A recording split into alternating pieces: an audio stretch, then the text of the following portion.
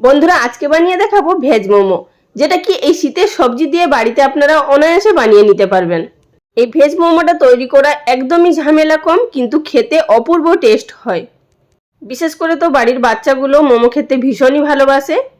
আর যদি বাড়িতেই এইভাবে নিজের হাতে তৈরি করে দেওয়া যায় তাহলে তো আর কোনো কথাই নেই। তার সাথে একটি স্পেশাল চাটনির রেসিপিও আপনাদের সাথে শেয়ার করব, যেটা কি একদমই দোকানের মতো খেতে। মোমোর চাটনির সাথে বা মোমোর ভেতরে যে স্টাফিংটা দেব তার সাথে একটি সিক্রেট উপকরণ ব্যবহার করব, যাতে করে মোমোগুলো কিন্তু ফেটেও যাবে না আর চাটনি থেকে কিন্তু জলও ছাড়বে না। তো নমস্কার বন্ধুরা, আরও একটি নতুন ভিডিওতে আপনাদের সবাইকে স্বাগত। সবার প্রথমে আমরা মোমোর ভেতরে স্টাফিংটা তৈরি করে নেব। তার জন্য গ্যাস ওভেনের উপরে একটি কড়াই বসিয়ে দিয়েছি, তার মধ্যে দিয়ে দিচ্ছি এখানে 2 চামচ পরিমাণ সাদা তেল। চাইলে আপনারা কিন্তু বাটার দিয়েও করে নিতে পারেন। এবার আপনাদের দেখিয়ে দিচ্ছি আমি এখানে বেশ কিছু শীতের সবজি নিয়েছি। তো এখানে আমি সমস্ত সবজিগুলো ভালোভাবে পরিষ্কার করে ধুয়ে হ্যান্ড চপারের সাহায্যে আমি এখানে চপ করে নিয়েছি ছোট ছোট করে। আপনারা চাইলে কিন্তু গ্রেটারের সাহায্যে গ্রেট করে নিতে পারেন। তো বন্ধুরা সবার প্রথমে তেলের মধ্যে দিয়ে দিলাম 2 টেবিল চামচ পরিমাণ মতো আদা রসুন কুচি এবং কাঁচা লঙ্কা কুচি। আর কিছুটা পরিমাণ রসুন এবং আদা কুচি রেখে দিলাম, সেটি পরে চাটনির সাথে ব্যবহার করব। তো এখানে অবশ্যই কিন্তু রসুনের পরিমাণটা বেশি থাকতে হবে আর আদার পরিমাণটা প্রায় হাফ টিস্পুন মতো থাকতে হবে। তো রসুনগুলোকেও আমি এখানে চপারের সাহায্যে চপ করে নিয়েছি। আর এখানে ঝালটা আপনাদের নিজেদের টেস্ট অনুযায়ী দেবেন। হালকা করে রসুনটা ভেজে নেওয়ার পর দিয়ে দিলাম এর মধ্যে পেঁয়াজ কুচি। পেঁয়াজটা প্রায় হাফ কাপ পরিমাণ মতো এখানে ব্যবহার করেছি। মাঝারি সাইজের এখানে 3টে পেঁয়াজ ব্যবহার করেছি। আর এখানে কিন্তু কোনো সবজিগুলো বেশি লাল করে ভাজার একদমই প্রয়োজন নেই। শুধুমাত্র সমস্ত সবজিগুলোর হালকা একটু কাঁচা ভাবটা যাওয়া অবধি আমাদের এখানে ভেজে নিতে হবে। তো পেঁয়াজটাকেও হালকা প্রথমে একটু ভেজে নেওয়ার পর এবার এর মধ্যে দিয়ে দিচ্ছি গাজর কুচিটা। যেহেতু গাজরটা একটু সিদ্ধ হতে সময় লাগে, তাই এখানে প্রথমে গাজরটা ব্যবহার করে নিচ্ছি। তো গাজরটা দিয়েও মিনিট খানিকের মতো মিডিয়াম ফ্লেমে ভেজে নেব। তো গাজরটা দিয়ে মিনিট খানিক মতো ভেজে নেওয়ার পর এখানে বাদবাকি সবজিগুলো ব্যবহার করব। যেমন আছে এর মধ্যে ফুলকপি, বাঁধাকপি, ক্যাপসিকাম, আর এখানে আপনারা নিজেদের পছন্দ অনুযায়ী আরও সবজি অ্যাড করতে পারেন। যেমন এখানে বিমস কুচি বা পেঁয়াজ পাতাও ব্যবহার করতে পারেন। এখন তো শীতের সময় প্রচুর মাত্রায় সমস্ত সবজিই বাজারে পাওয়া যাচ্ছে। তো যত রকমের সবজি অ্যাড করতে পারবেন ততই কিন্তু খেতে বেশি ভালো লাগবে। তো আমি এখানে সবজির পরিমাণটা একটু বেশি ব্যবহার করেছি, যেহেতু আজকে একটু বেশি পরিমাণেই মোমোটা তৈরি করব। আর আপনারা আপনাদের প্রয়োজন অনুযায়ী এখানে সবজিগুলো ব্যবহার করে নেবেন। তো এখানে সমস্ত সবজিগুলো দিয়ে গ্যাসের ফ্লেম মিডিয়ামে থাকা অবস্থাতে আরও 2 মিনিট মতো এটিকে ভেজে নেব। এর মধ্যে কিন্তু এই সময় নুন একদমই ব্যবহার করা যাবে না, তা না হলে কিন্তু সবজিগুলো থেকে জল ছেড়ে দেবে আর তখন কিন্তু সবজিটাকে ভাজতে অসুবিধা হবে। তো দেখতেই পাচ্ছেন আমার এখানে 2 মিনিট মতো সবজিটা ভাজা হয়ে গেছে আর সবজির কালারটাও চেঞ্জ হয়ে গেছে। আশা করে দেখতে পাচ্ছেন পরিমাণেও অনেকটা কমে গেছে। ঠিক এই পর্যায়ের মধ্যে অ্যাড করে দিলাম 1 টিস্পুন পরিমাণ মতো নুন। নুনটা আপনারা অবশ্যই বুঝে দেবেন, যেহেতু এর মধ্যে সসও ব্যবহার করতে হবে আমাদের। প্রথমে দিয়ে দিলাম এখানে 2 চামচ পরিমাণ মতো টমেটো সস। দিয়ে দিলাম 2 চামচ পরিমাণ এখানে সয়া সস। অবশ্যই কিন্তু সয়া সস এবং টমেটো সস ব্যবহার করবেন। আর চাইলে আপনারা হাফ টিস্পুন পরিমাণ মতো চিলি সসও দিতে পারেন, গ্রিন চিলি বা রেড চিলি যে কোনো। তো এবার এর মধ্যে দিয়ে দিলাম বেশ কিছুটা পরিমাণ ধনেপাতা কুচি, দিয়ে আবারও এটিকে নেড়েচেড়ে খুব ভালোভাবে মিশিয়ে নেব। তো দেখুন এখানে মিশিয়ে নেওয়ার পর সবজিটা কিন্তু অনেকটাই নরম হয়ে গেছে, যেহেতু এখানে নুনটা পড়ে গেছে। এই পর্যায়ে সেই সিক্রেট উপকরণ ব্যবহার করব।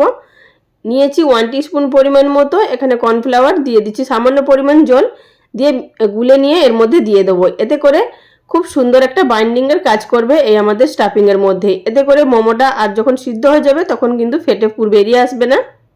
অবশ্যই কিন্তু এই টিপসটা ফলো করবেন।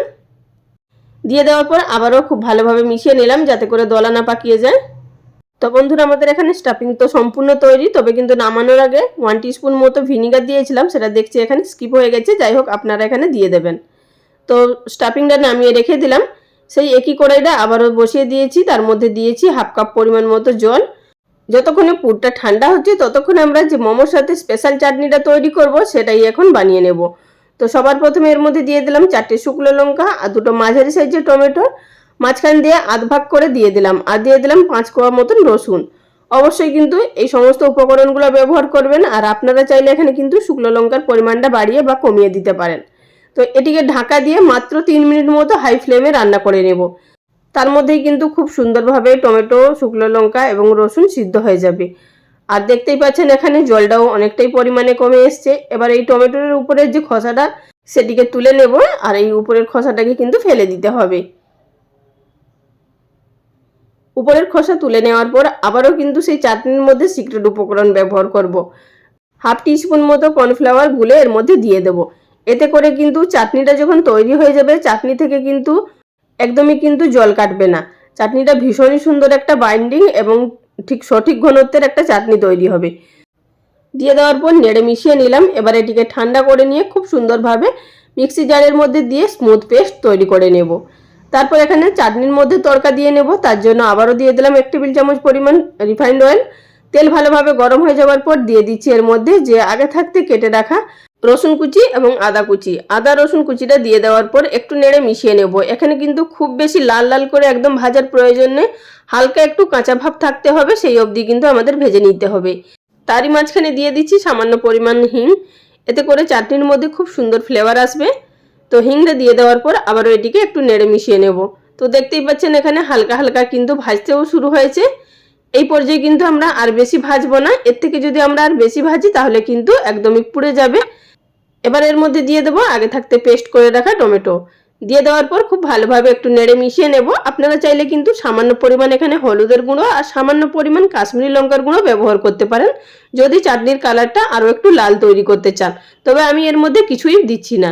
তো সামান্য পরিমাণ গ্রাইন্ডিং জার ধুয়ে দিয়ে দিলাম জল যেটুকু লেগেছিল। আবার এটিকে একটু নেড়ে মিশিয়ে নেব এবং মিনিট খানিকের জন্য জাল দিয়ে নেব। খুব বেশিক্ষণ ধরে কিন্তু জাল দেওয়ার কোনো প্রয়োজন নেই। তো এখানে মিনিট খানেক মতো জাল দিয়ে নেওয়ার পর এবার এর মধ্যে এড করে দেবো স্বাদ মতো নুন।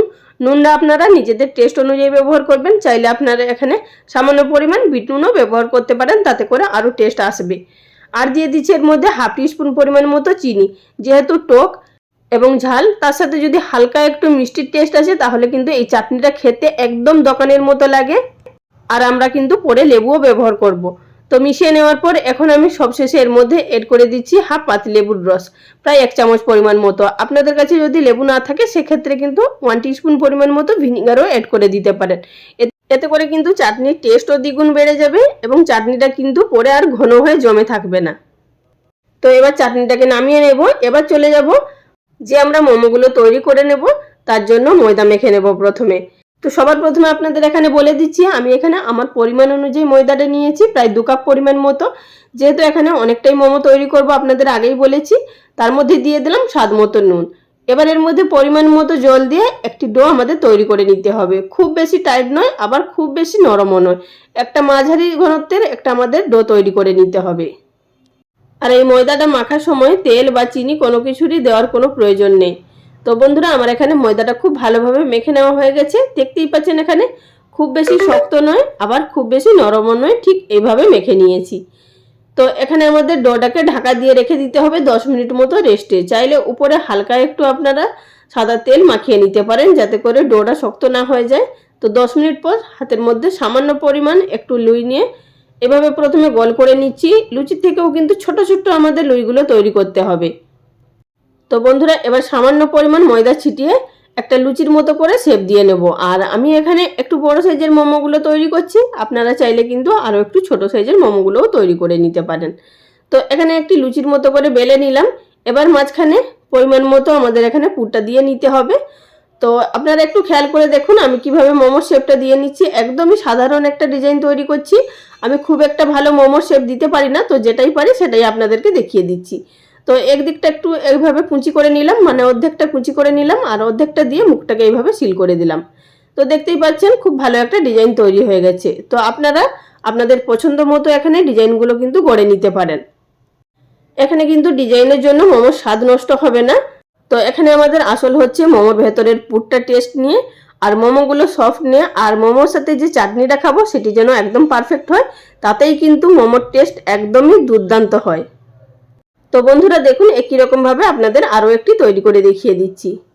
আশা করি আপনারা এখানে দেখেই বুঝতে পারছেন। তো একই রকমভাবে আমি এখানে সবগুলো মোমো গড়ে নিলাম। এবার চলে যাব এই মোমোগুলোকে স্টিম করার পদ্ধতিতে।